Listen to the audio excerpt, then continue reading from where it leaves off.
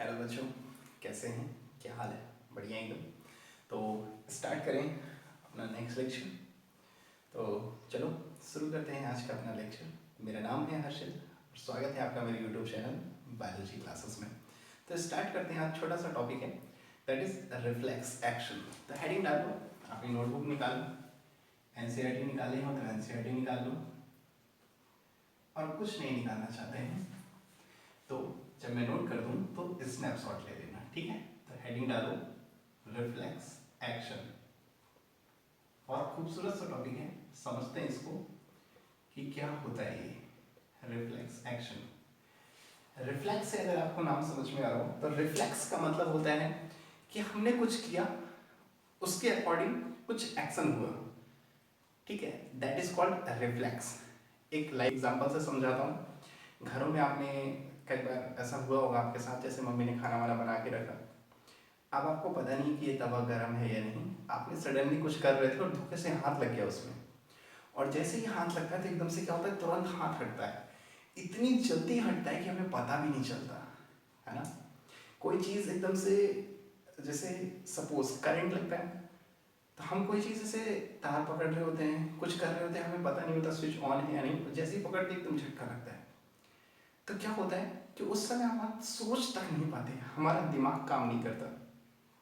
जैसे ही हमने तवे पे हाथ रखा या किसी तार को ऐसे पकड़ा और हमें करंट लगा, तो होता क्या है कि हमारी मसल्स एकदम पीछे की तरफ हटती हैं, हमारे हाथ पैर एकदम तुरंत पीछे की तरफ हटते हैं। उसमें हमारा ब्रेन काम नहीं करता। हम ऐसा नहीं है कि पता चले हमने तार को टच किया, तो टच किया तो अच्छा करंट लग रहा है तो सोच रहे हैं कि नहीं अब छोड़ देना चाहिए, ऐसा नहीं है। तवे पे हाथ रखा, गर्म लगा तो अच्छा, दिमाग में सोचा कि अच्छा गर्म लग रहा है तो हाथ हटा देना चाहिए, ऐसा नहीं होता। तो क्या होता है कि बिना सोचे कोई एक्शन हो जाता है, that is called reflex action, कि जिसमें आपका दिमाग काम ना करे, ठीक है? तो एनसीईआरटी की लैंग्वेज में इसे लिख लेते हैं क्या होता है। तो एनसीईआरटी कहती है, चलो मैं मार्कर चेंज कर लेता हूँ। एनसीईआरटी कहती है कि sudden action in response to something, आपने कुछ किया, उसमें कोई एक्शन हुआ, in response to something,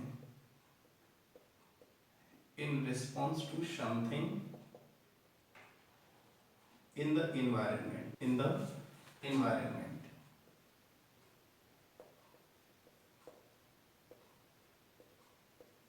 the environment, that is reflex action।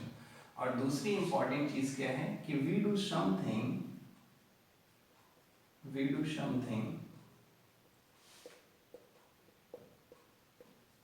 without thinking about it,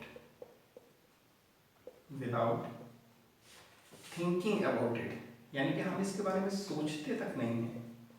हमारा ब्रेन जो है वो काम नहीं कर रहा होता कि अब गर्म है तो हाथ डालो, तो विदाउट थिंकिंग अबाउट इट, ठीक है? ये सबसे बड़ी चीज इसमें याद रखनी है कि हमारे दिमाग के सोचे बगैर कोई चीज होना, that is called reflex action. जैसे अब तो नहीं होता है, हमारे टाइम पे रिफ्लेक्स एक्शन का एग्जांपल ये था कि जैसे टीचर ने कहा हाथ खोलो, तो अब हाथ खोला, एक छड़ी पड़ी, टीचर एक पे छोड़ते नहीं थे, दूसरी मारते थे। तो जैसे ही दूसरी मारने की तरफ करते थे, हम लोग तुरंत हाथ ऐसे हटाते थे, फिर वो ऐसे छड़ी उठाते थे कि हाथ तुरंत पीछे की तरफ हटता था। तो that is called reflex action. मतलब अभी पड़ी नहीं है छड़ी, दिमाग में ब्रेन में गया नहीं है कि पड़ेगी तो दर्द होगा तो इसलिए हटाया, नहीं, वो जैसे ही ऐसे करते तुरंत हाथ हटता था। तो दैट इज रिफ्लेक्स एक्शन।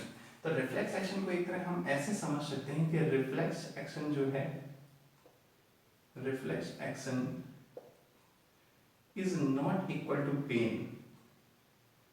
मतलब पेन में क्या होता है, दर्द में क्या होता है, जैसे ही कोई कहीं चोट लगी या कोई पोर्शन बॉडी का दर्द हो रहा है, तो हमें पता है कि वहाँ टच करेंगे तो ब्रेन में क्या होगा, स्टिमुलस पहुंचेगा कि यार यहाँ दर्द कर रहा है तो यहाँ टच नहीं करना। लेकिन रिफ्लेक्स एक्शन में नहीं होता ऐसा, ये दोनों एक जैसे नहीं होते, ठीक है?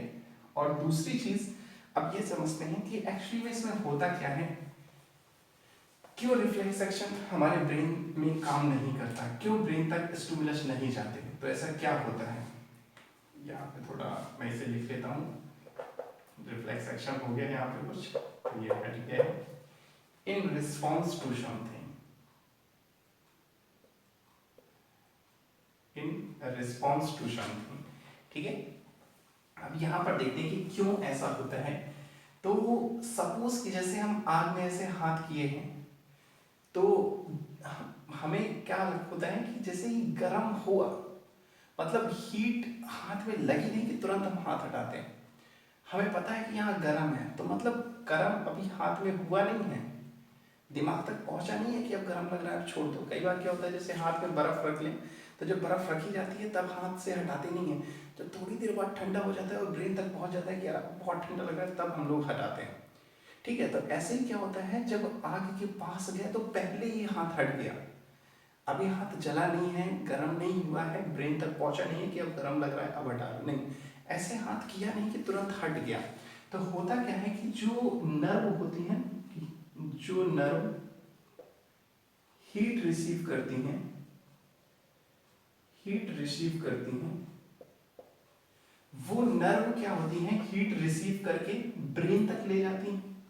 ब्रेन तक जाना चाहिए स्टिमुलस, ब्रेन से फिर आना चाहिए सिग्नल आपके मसल्स में कि यार ब्रेन ने बोला गर्म लग रहा है, अब मसल या हाथ को पीछे हटा लो, ये सिस्टम होना चाहिए। लेकिन यहाँ पर क्या होता है, जो ये नर्व है ये डायरेक्टली आपके मसल नर्व से कनेक्ट हो जाती है, मसल नर्व से कनेक्ट हो जाती है। तो सिग्नल डायरेक्टली ब्रेन तक ना जा करके, ये ब्रेन तक ना जा करके सिग्नल ये नर्व डायरेक्टली मसल की नर्व से, यानी कि यहाँ पर आपको हीट फील हुआ, वहां पे तुरंत हाथ हटा, आपको पता नहीं चलेगा कि हाथ गर्म हो गया, पहले ही हट जाएगा, ठीक है। तो ये जो आपकी हीट एब्जॉर्बिंग वाली नर्व होती हैं ये डायरेक्टली मसल से कनेक्ट हो जाती हैं। अब इसको फिगर में देख लेते हैं, एनसीईआरटी के तो पूरा क्लियर हो जाएगा, ठीक है। तो ये जो बच्चे इसे नोट करना चाहें वो नोट कर सकते हैं, स्नैपशॉट लेना चाहें तो स्नैपशॉट ले लेते हैं, ठीक है। रफ करें, फिगर को समझते हैं, रफ करें, चलो मिटाते हैं। लिखते रहना जिंदगी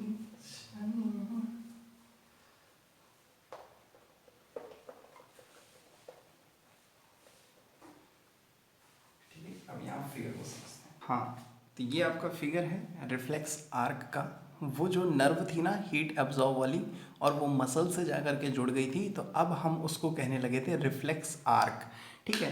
तो अब बात करते हैं, जैसे ये रिसेप्टर्स हैं हीट या पेन को रिसीव करते हैं, हमारे हाथ में होते हैं रिसेप्टर्स जो हीट को रिसीव करते हैं। तो रिसेप्टर्स कहाँ पे पाए जाते हैं, इन स्किन, स्किन में ये रिसेप्टर्स होते हैं। तो ध्यान से देखना एरो कहाँ की तरफ जा रहा है, तो जैसे ही हीट एब्जॉर्व किया हमारे हाथों ने, तो यहाँ से रिसेप्टर्स ये जा रहे हैं, देखो ये अपसाइड एरो है, ये सेंसरी न्यूरॉन है जो ये रिसेप्टर्स के थ्रू ये हीट को फील कर रहे हैं। तो ये देखो अपसाइड एरो है, ये ऐसे जा रहा है, ऊपर वाली लाइन देखना, और यहाँ से धीरे धीरे धीरे धीरे धीरे गया, और कहाँ, यहाँ से इसको जाना चाहिए मैसेज टू द ब्रेन, लेकिन यहाँ से क्या हो गया कि मैसेज ब्रेन की तरफ ना जा करके वो कहाँ गया, नीचे वाली, देखो नीचे वाले से जाकर अटैच हो गया रिले न्यूरॉन, और जहाँ पर ये दोनों अटैच हो रहे हैं that is called relay neuron. और यहाँ से फिर क्या हो गया कि डायरेक्टली नर्व जो है वो वापस आ गई, ये देखो मोटर न्यूरॉन के थ्रू, और ये वापस आकर कहाँ मिल गई, मसल्स में, ये यानी कि यहाँ पर इसने हीट फील किया और यही तुरंत गई और आगे से लौट कर वापस आई और सीधे कहाँ आई, मसल्स में, ठीक है, मसल्स में आई और तुरंत हाथ पीछे हो गया, यानी कि यहाँ ब्रेन तक सिग्नल गया ही नहीं, यानी कि मैसेज ब्रेन तक गया ही नहीं, पहले ही हीट वाली नर्व जो है आपकी मसल वाली से अटैच हो गई, ठीक है। तो यही आपका ये रिफ्लेक्स आर्क का फिगर है, यही समझाना चाह रहा हूँ।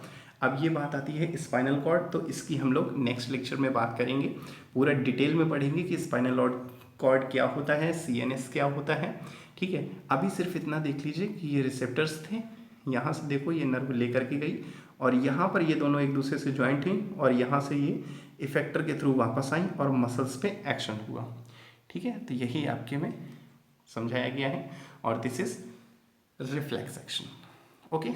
तो इसी के साथ हमने फिगर देख लिया, रिफ्लेक्स एक्शन को समझ लिया कि कुछ भी करें उसके अगेंस्ट कोई एक्शन हो, दैट इज रिफ्लेक्स एक्शन, और ऐसे एक्शन में हमारा ब्रेन जो है वो काम ना करे, that is called reflex action. और वो नर्व जो हीट वाली है वो जाकर के डायरेक्टली हमारे मसल्स से अटैच हो जाए तो उस पूरे कंडीशन को हम लोग कहते हैं रिफ्लेक्स आर्क। तो ये एक छोटा सा टॉपिक था, हमने ख़त्म किया। तो इसी के साथ बढ़ते रहें, एंजॉय करते रहें।